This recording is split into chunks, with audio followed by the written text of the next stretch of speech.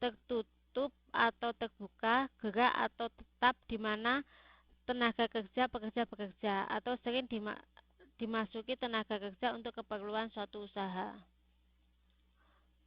Pengurus adalah orang yang mempunyai tugas memimpin langsung suatu tempat pekerjaan atau bagiannya yang berdiri sendiri.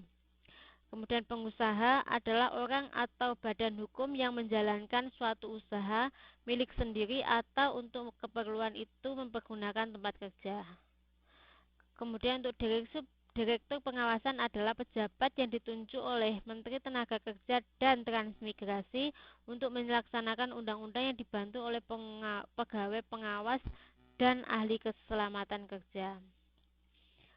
Kemudian pegawai atau pengawas adalah pegawai atau teknis keahlian khusus dari Departemen Tenaga Kerja dan Transmigrasi yang ditunjuk oleh Menteri Tenaga Kerja dan Transmigrasi. Kemudian ahli keselamatan kerja adalah tenaga teknis keahlian khusus dari luar Departemen Tenaga Kerja yang ditunjuk oleh Menteri Tenaga Kerja dan Transmigrasi untuk mengawasi ditaatinya Undang-Undang Keselamatan Kerja.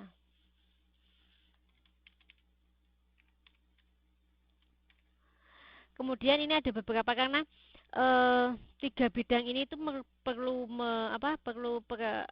penanganan khusus, makanya dia dibuat undang-undang sendiri untuk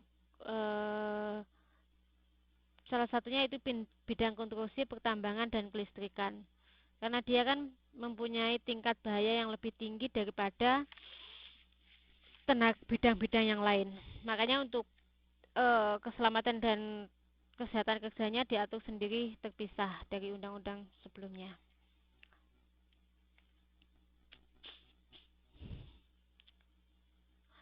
Kemudian untuk syarat-syarat pengawasan dan pembinaan keselamatan kerja, syarat keselamatan kerja adalah suatu kondisi yang apabila ditaati oleh pekerja atau sekelompok pekerja atau bahkan oleh perusahaan terkait akan tercipta sebuah kondisi di mana keselamatan kerja benar-benar dapat dikendalikan.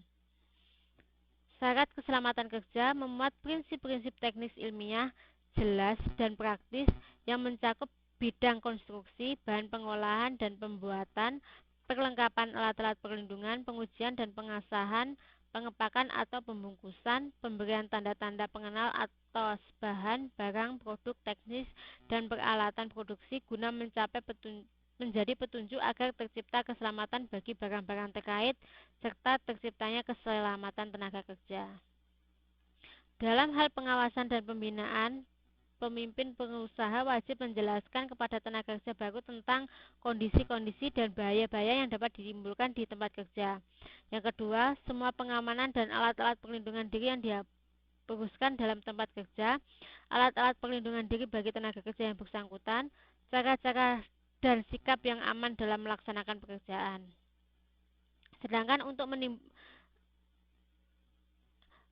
menimbulkan efek negatif yang ditimbulkan oleh tenaga kerja, pengusaha menerapkan sistem pengendalian manajemen yang diperlakukan sistem reward dan punishment atau penghargaan dan hukuman. Sedangkan untuk pemimpin perusahaan atau untuk pemimpin perusahaan sebagai pengaman perusahaan, penanggung jawab penuh tentang keamanan dalam perusahaan diperlukan kerjasama antara pemimpin perusahaan dan tenaga kerja untuk mengamankan perusahaan. Kemudian ada beberapa aturan baku berupa standar operasional bekerja berupa penerapan sistem manajemen mutu. Itu untuk yang syarat-syarat pengawasan dan pembinaan keselamatan kerja. Dari semua yang saya sampaikan tadi, adakah pertanyaan dari mbak-mbaknya? Atau adakah yang tidak jelas? Karena materi kita sudah selesai.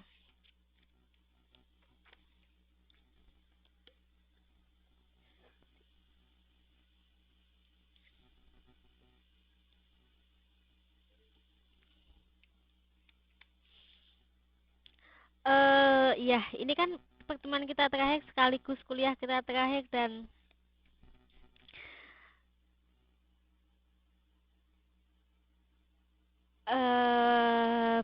nanti kan kita masih ada satu minggu lagi ya sebelum mbak-mbak semuanya ada ujian akhir ya. Kalau nanti seandainya ada yang perlu ditanyakan atau perlu didiskusikan, nggak apa-apa, bisa kirim email, message, atau bisa diposting di grup supaya nanti ya bisa nanti kalau seandainya ada pertanyaan bisa diposting di Facebook atau inbox ke saya atau kirim email ke saya. Jadi kalau masih ada yang kurang jelas dalam penyampaiannya nanti bisa di itu, bisa di apa? Bisa kita bahas lebih lanjut. Oke, karena ini adalah kuliah terakhir saya, jadi nanti saya pesan ke ke teman-teman ya untuk disampaikan ke Mbak Yantinya supaya segera mengumpulkan tugasnya. Biar saya juga bisa segera kasih nilai ke Jakarta. Dan kalau seandainya ada